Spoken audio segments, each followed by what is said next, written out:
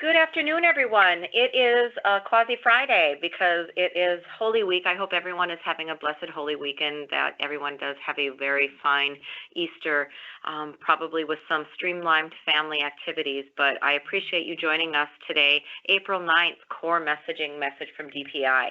I believe this week, more than any, is the appropriate way to start with the end in mind. Educational services back to normal. Our phone lines began quite quiet at the beginning of this week. They've picked up since then, but I do believe there's fewer call traffic into the Department of Public Instruction this week than there was last week. So maybe we are getting closer to back to normal for what this state may be. But I want to remind everyone that our statement of intent at the Department of Public Instruction remains to guide school districts with data-informed decisions so all students continue to learn while keeping all North Dakota citizens safe and well. We just want to remind everyone that tomorrow is Good Friday, and that is a state holiday in North Dakota. So we will not be holding this meeting tomorrow unless something drastically changes before then. But I have full faith that we won't be anticipating any drastic changes, and we will all join back together on Monday afternoon. As we talk about continuous improvement, as you know, that's a core principle at the Department of Public Instruction. And so as we go through this and are navigating this situation, it is important for us to think about how we can improve our future operations. We have begun this process at the Department of Public Instruction, and we are in the process of developing an after-action review. We are engaged in an after-action review. So what that means for us is we're reflecting on the last 3 weeks, figuring out what went well, areas that we need to improve on, why those areas occurred the way they did, and what needs to be changed. We don't want our institutional knowledge of how we were able to transition a state of 173 school districts up and running from traditional learning to distance learning in a short turnaround period. We don't want that to disappear because we've all learned a lot during that time. So at the Department of Public Instruction, we are taking notes on what has worked, things that could have been improved, and certainly some things where we made a decision and actually had to go in reverse and say, no, that was not the right decision. We have new information based on a better set of data and a better set of facts, and how did we come to make that realization? And so that's the process that we are going through right now at the Department of Public Instruction. I would imagine that you had similar situations and similar occurrences that occurred in your local communities and local school districts, and I would just offer up to you the idea of possibly engaging with your team and your community on engaging in that same sort of after-action review. I would also like to share with you a piece of new information on assessments. I know that one of our most significant questions this week has been a question about our work keys exam. The question about our ACT exam has been answered, and the ACT organization answered that early on. But there remains the lingering question of what about work keys? Well, I'm happy to share some new information with you. One of our team members, Bonnie Weiss, had a meeting with ACT yesterday, and at this point in time, ACT is still they are still rejecting the idea of remote testing for work keys. They are developing some possible alternatives, allowing for work keys to be testing at business locations, and ACT will continue to work with our team and other states on these possible working solutions.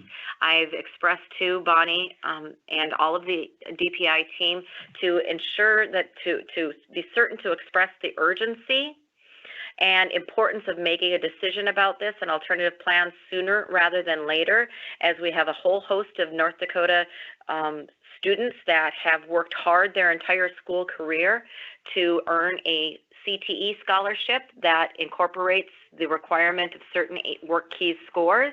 And so just helping them understand that North Dakota needs this alternative solution sooner rather than later for its students.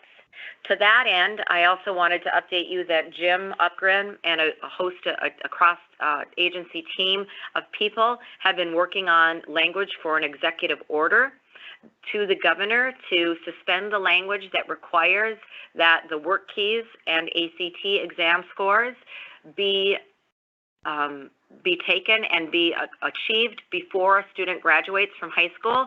We understand that given that these work keys administration and the ACT administration will likely happen after a student graduates from high school in many of our school districts, that we will be submitting language for the governor to consider for a proposed executive order to extend that deadline for students to have an achievement score on the ACT or work keys to meet those scholarship expectations to September 1st. So the proposal will allow students to have until September 1st to get a sufficient work key score or ACT score for the academic and CTE scholarships. Today, Special Education Office Director Jerry Tevens and I were on a support call to answer any questions with parents and advocacy groups this morning related to special education. That call went very well. I learned a lot, have an understanding of the specific challenges. One thing that a message that I want to share out to the entire field is their appreciation of the school districts and leaders that are communicating. I heard several specific examples of enormous, heroic efforts on teachers and school district parts by meeting those needs of the special students in very heroic ways. So I would stress to all of you that communication is critically important. It solves so many problems. It solves so many issues sooner rather than later. And I'm grateful, as are the parent groups and the advocacy groups, for those leaders and teachers who are communicating so effectively, consistently, and frequently with our special education students and their families. I want to talk a little bit about distance learning. Wanted to share that the family cabinet members and others, even within the own Capitol, have expressed some challenges about using different platforms that are being used for distance learning, even within some school districts, and some streamlining, if at all possible. They understood that as these distance learning plans were being stood up, that it was utilizing things that students and teachers were most familiar with.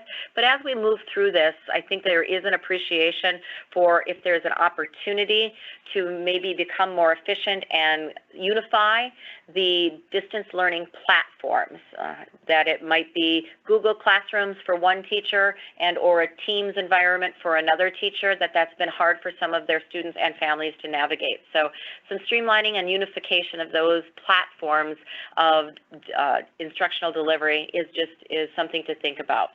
I wanted to update you that our resource vetting team is working through a tremendous amount of materials. They've developed an operational method to determine whether the potential resources fit the OER North Dakota Commons format. So if it does meet the criteria for the OER North Dakota Commons area, they will upload to that area. If not, they will be developing another sharing tool to share other resources and tools, including tutorials and technology tools that some of our students have asked for.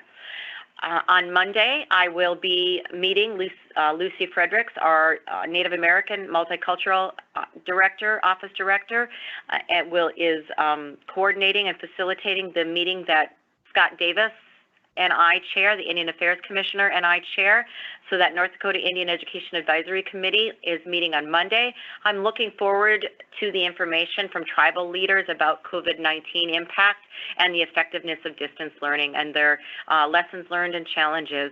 This weekend, there will be a significant COVID testing implementation at MHA Nation, similar to the testing, the drive-by test or drive-in testing, drive-by testing that occurred in Amadon and Slope County last week. That'll be occurring on MHA Nation this weekend, and so I think we'll have more information about that as well. Family engagement has been off and running, been tremendously productive. They're compiling a comprehensive list of the distance learning platforms that are helping families become familiar with them and navigate them. Some of them have requested those tutorials. In addition to the learning platforms, they're also very interested in the learning resources, such as Seesaw and other resources that are being utilized, so they can help each other as family members become more confident and nimble at helping their students navigate these resources. We are finalizing that list of family engagement resources, and we'll be posting that very shortly. We have designed a master Facebook group We are trying to replicate some other support group type of environments for our family members to utilize in North Dakota. So we have established Facebook groups for North Dakota families that want to engage and post questions, offer advice, solicit suggestions, or share maybe sample family schedules. And we have split those Facebook groups into sub-channels so we can have more specific conversations and information sharing. Grade level groups such as preschool through kindergarten, kindergarten through second grade, grades 3 through 5, 6 through 8, high school, etc. So encourage you to look to our Facebook page and look for those Facebook groups. We're asking each members, all of our members, to invite other members, Facebook members, to that group so we can grow this online support community and begin providing support. Been there, done that. Here's what I did with my 14-year-old. Here's what I did with my 8-year-old type of suggestions. So very excited and grateful to those building those group channels out there and the social media aspect that we're all leveraging at this time. The meeting of the Council of Chief State School Officers, board members, and staff are meeting today to get more information on the supplemental funding application for school districts. I know that our district leaders are very curious about that. We had a meeting yesterday where Assistant Secretary of Elementary Secondary Education, Frank Brogan, informed the state chiefs that he hopes to have the application out to us next week. That will be very encouraging if we can get that state application next week and get our North Dakota application submitted for our portion of the K-12 CARES Act.